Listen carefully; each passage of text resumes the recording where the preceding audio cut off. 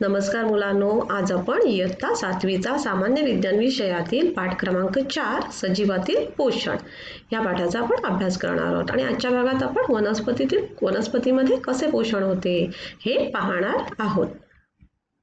आता मला कुपोषण म्हणजे काय कोणी सांगेल का? तुम्ही 6वीच्या वर्गामध्ये कुपोषण म्हणजे काय हे पाहिलात. कुपोषण म्हणजे काय तर आपल्या शरीरासाठी आवश्यक असलेली पोषक तत्वे योग्य त्या प्रमाणात आहारातून न मिळणे ह्याला काय म्हणतात तर कुपोषण म्हणतात.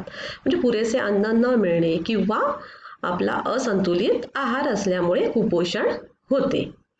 आता मला सांगा आता आज आपण काय करणार आहोत तर आज आपण काय शिकणार आहोत तर सजीवांमधील पोषण म्हणजे वनस्पतीमधील पोषण कसे होते हे आपण पाहणार आहोत. तर आपल्या सजीवांच्या म्हणजे शरीरामध्ये काही जीवन प्रक्रिया अखंड चालू असतात आणि त्याच्यासाठी आपल्या शरीराची वाढ होण्यासाठी व निरोगी राहण्यासाठी ज्या पदार्थांचे पचन आणि सात्मीकरण होऊन ऊर्जा प्राप्त होते अशा पदार्थांना काय म्हणतात तर अशा पदार्थांना अन्नपदार्थ असे म्हणतात. आता आपल्याला अन्नपदार्थातून अन्नाद्वारे आपल्याला काय पुरवले जाते तर अन्नाद्वारे आपल्याला विविध प्रकारचे अन्न घटक आपल्याला मिळतात. अन्नाद्वारे काय होतं तर आपल्याला विविध प्रकारचे अन्न घटक पुरवले जातात. त्यांना काय म्हणतात तर पोषक द्रव्य म्हणतात. तर ह्या पोषक द्रव्यांचे 2 गटात वर्गीकरण केले जाते. पोषक द्रव्यांचे 2 गटात वर्गीकरण केले जाते. एक बृहत पोषक द्रव्य आणि एक सूक्ष्म पोषक द्रव्य. आता जसे जी पोषक तत्व आहेत तुम्हाला तर माहिती आहेत कुठली तर आपण त्याचा अभ्यास केलाय. कर्बोदके, प्रथिने, स्निग्ध पदार्थ हे आपल्या शरीरासाठी जास्त आवश्यक असतात म्हणून त्यांना बृहत पोषक द्रव्य असे म्हणतात. आणि काही दुसरी जी पोषक तत्वे आहेत जसे की क्षार, खनिजे, जीवनसत्व हे आपल्या शरीरासाठी कमी प्रमाणात आपल्या शरीराला त्यांची गरज लागते. मग अशा पोषक द्रव्याला काय म्हणतात तर सूक्ष्म पोषक द्रव्य असे म्हणतात. आता पोषण म्हणजे काय ते आपण पाहूयात. तर पोषक द्रव्य तर म्हणजे काय ते आपल्याला कळलंच. पोषक द्रव्य म्हणजे काय तर विविध प्रकारचे अन्न घटक आपल्याला अन्नाद्वारे मिळतात. आता पोषण म्हणजे काय तर पोषक द्रव्य शरीरात घेऊन त्यांचा वापर करण्याच्या सजीवांच्या प्रक्रियेला पोषण असे म्हणतात. कळलं का की पोषक द्रव्य शरीरात घेऊन त्यांचा वापर करण्याच्या सजीवांच्या प्रक्रियेला काय म्हणतात तर पोषण असे म्हणतात. आता पोषणाची गरज काय असते सांगा बरं. तर पोषणाची गरज आपल्याला कशासाठी असते तर काम करण्यासाठी ऊर्जेचा पुरवठा करणे, शरीराच्या वाढ व विकासासाठी आपल्याला पोषणाची गरज लागते. पेशींची झीज भरून काढणे व ऊती दुरुस्त करणे याच्यासाठी आपल्याला पोषणाची गरज असते. शरीराला रोगांपासून वाचवणे म्हणजे रोगप्रतिकारक शक्ती वाढण्यासाठी आपल्याला पोषणाची गरज असते. आता पोषणाच्या 2 पद्धती आहेत. पोषणाच्या किती पद्धती आहेत? 2 पद्धती आहेत. एक स्वयंपोषण आणि एक परपोषण. तर स्वयंपोषण पद्धतीमध्ये काय आहे तर काही सजीव स्वतःचे अन्न स्वतः तयार करून त्यावर स्वतःचे पोषण करतात. वनस्पती काय करतात स्वतःचे अन्न स्वतः तयार करतात की नाही म्हणजे वनस्पती ह्या स्वयंपोषित आहेत. तर परपोषण म्हणजे काय तर काही सजीव अन्नासाठी इतर सजीवांवर म्हणजेच वनस्पती किंवा प्राणी यावर अवलंबून राहून स्वतःचे पोषण करतात. आता शेळी वनस्पती खाते आणि आपलं स्वतःचं अन्न बनवत नाही पण शेळी वनस्पती खाऊन त्याचीच अन्नाची गरज भागवते. तसेच साप उंदराला खातो. कळलं म्हणजे पोषणाच्या पद्धती समजल्या स्वयंपोषण आणि परपोषण. आता आपण स्वयंपोषी वनस्पती म्हणजे काय आणि स्वयंपोषी वनस्पतींबद्दल आपण माहिती करून म्हणजे स्वयंपोषी वनस्पतींचा आपण अभ्यास करूयात. तर स्वयंपोषी वनस्पती म्हणजे काय तर ज्या वनस्पती स्वतःचे अन्न स्वतः तयार करतात त्यांना स्वयंपोषी वनस्पती असे म्हणतात. तर मग वनस्पती अन्न त्यांचं कसं तयार करतात तर कसं अन्न करतात तयार ते आपण आता पाहूयात. तर प्रकाश संश्लेषण तर वनस्पती काय करतात तर स्वतःचे अन्न स्वतः तयार करतात. ह्यासाठी काय करतात त्या तर जमिनीतील पाणी, पोषक तत्वे, हवेतील कार्बन डायऑक्साईड, हरितद्रव्य, सूर्यप्रकाश या सर्वांचा वापर करून त्या स्वतःचे अन्न स्वतः तयार करतात आणि ह्या क्रियेला काय म्हणतात तर प्रकाश संश्लेषण असे म्हणतात. आता खाली जे रेणुसूत्र दिलेलं आहे त्याच्यावरून आपल्याला वनस्पती कशा अन्न तयार करतात हे स्पष्ट समजेल. म्हणजे कार्बन डायऑक्साईड अधिक पाणी, प्रकाश ऊर्जा म्हणजे सूर्यप्रकाश काय तयार होतं तर अन्न आणि oxygen. 6CO2 + 6H2O, हरितद्रव्य C6H12O6 + 6CO6O2. आता प्रकाश संश्लेषण क्रिया म्हणजे वनस्पती प्रकाश संश्लेषण क्रियेद्वारे अन्न तयार करतात. तर ते कसे अन्न तयार करतात हे आपण पाहूया. तुम्हाला इथे एक आकृती दिलेली आहे त्याच्यावरून पण तुम्हाला समजेल की वनस्पती कसे करतात. बघा, पाणी, खनिज क्षार घेऊन पानामधील हरितद्रव्य आणि कार्बन डायऑक्साईड आणि सूर्यप्रकाश यांच्या मदतीने काय करतात तर स्वतःचे अन्न तयार करतात. हे आकृतीवरून सुद्धा समजते. पण आपण कसं होतं ते आता कसं प्रकाश संश्लेषणाची क्रिया थोडी विस्तारात पाहूया. तर वनस्पती काय करतात प्रकाश संश्लेषणामध्ये? वनस्पती प्रकाश ऊर्जेचे रूपांतर रासायनिक ऊर्जेत करतात.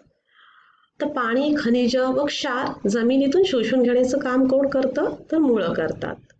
आणि पाणी व क्षार पानांपर्यंत पोहोचवण्याचं कार्य कोण करतं तर खोड करतं. आणि पानामध्ये असणाऱ्या सूक्ष्म छिद्रावाटे हवेतील CO2 घेतला जातो. पानामध्ये असणाऱ्या सूक्ष्म छिद्रावाटे हवेतील CO2 घेतला जातो. CO2 म्हणजे कार्बन डायऑक्साईड घेतला जातो. मग तो पानं कशाद्वारे घेतात तर पानांवरील सूक्ष्म छिद्रांना पर्णरंध्रे असे म्हणतात. म्हणजे पानांना काय असतं एक सूक्ष्म छिद्र असतात आणि त्यांना काय म्हणतात पर्णरंध्रे म्हणतात आणि इंग्लिशमध्ये त्यांना स्टोमॅटा म्हणतात.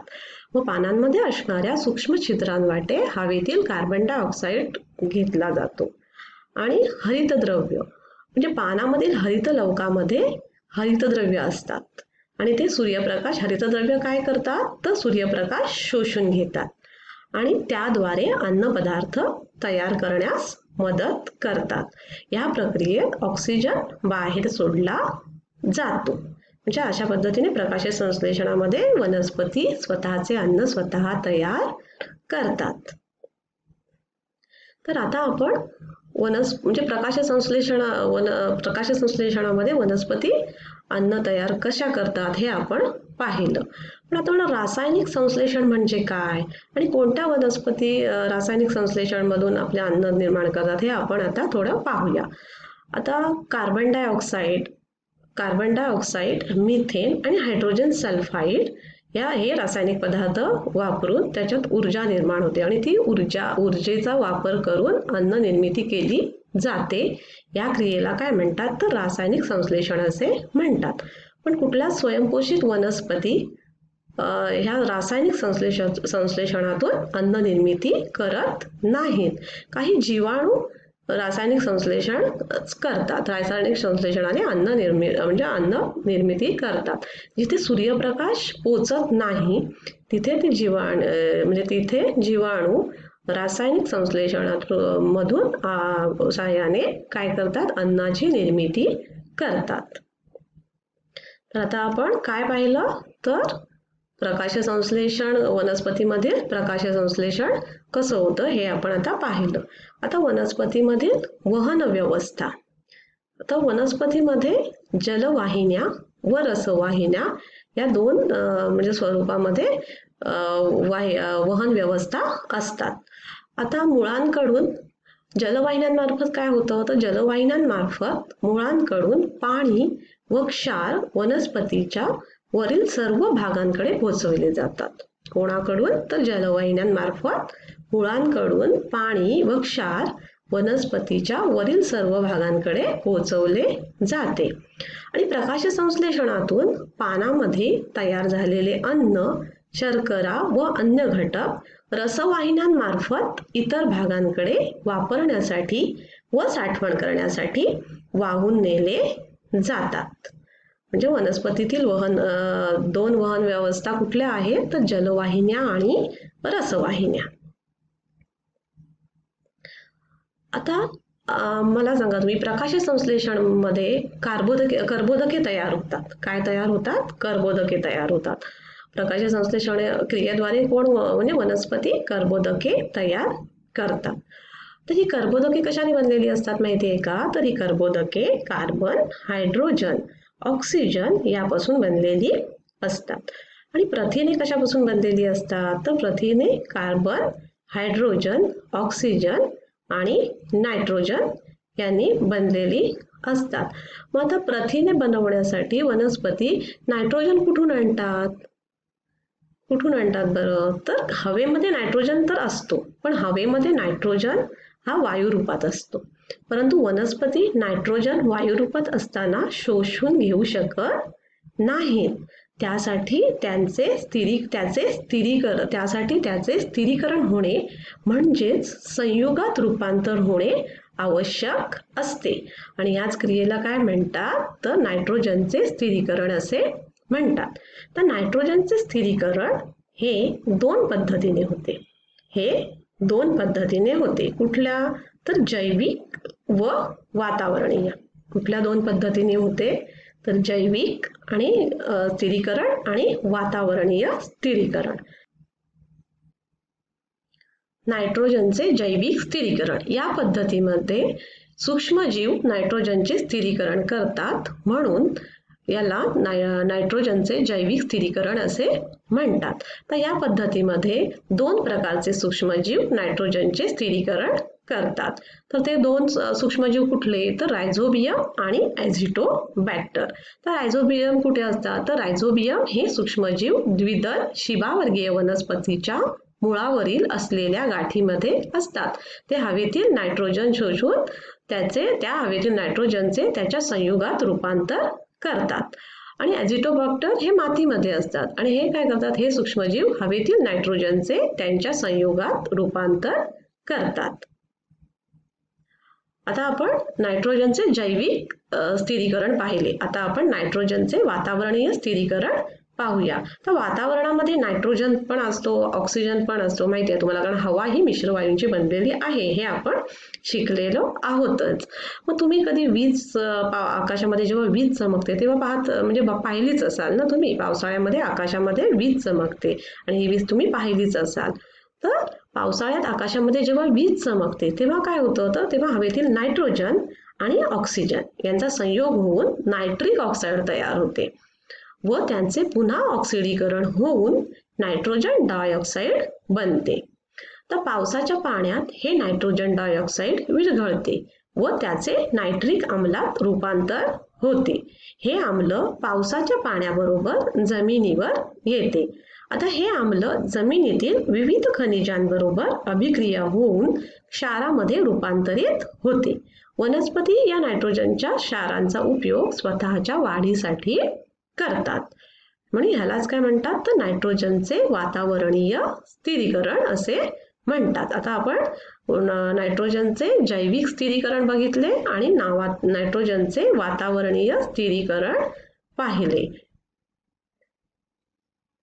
तर आज आपण काय शिकलो? तर आज आपण पोषण म्हणजे काय, पोषक द्रव्य म्हणजे काय आणि स्वयंपोषी वनस्पती. स्वयंपोषी म्हणजे काय, परपोषी म्हणजे काय? ज्या वनस्पती स्वतःचे अन्न स्वतः तयार करतात त्यांना काय म्हणतात? स्वयंपोषी वनस्पती म्हणतात. आणि वनस्पती आपले अन्न कसे तयार करतात? प्रकाश संश्लेषणाच्या मदतीने वनस्पती अन्न कसे तयार करतात हे आपण पाहिले. वनस्पती प्रकाश संश्लेषणामध्ये काय करतात? तर जमिनीतील पाणी आणि पोषक द्रव्य आणि सूर्यप्रकाश आणि पानामधील हरितद्रव्य यांच्या आणि हवेतील कार्बन डायऑक्साईड यांच्या साहाय्याने स्वतःचे अन्न स्वतः बनवतात. आणि वनस्पतीमधील वहन व्यवस्था म्हणजे आपण पाहिली, जलवाहिन्या आणि रसवाहिन्या या दोन वहन व्यवस्था आहेत, हे आपण पाहिले. नायट्रोजनचे स्थिरीकरण म्हणजे काय, जैविक स्थिरीकरण आणि वातावरणीय स्थिरीकरण काय असते हे आपण आज शिकलो. आणि पुढच्या भागात आपण अजून म्हणजे सहजीवी वनस्पती, परपोषी वनस्पती, मृतोपजीवी वनस्पती यांचा आपण अभ्यास करणार आहोत. धन्यवाद.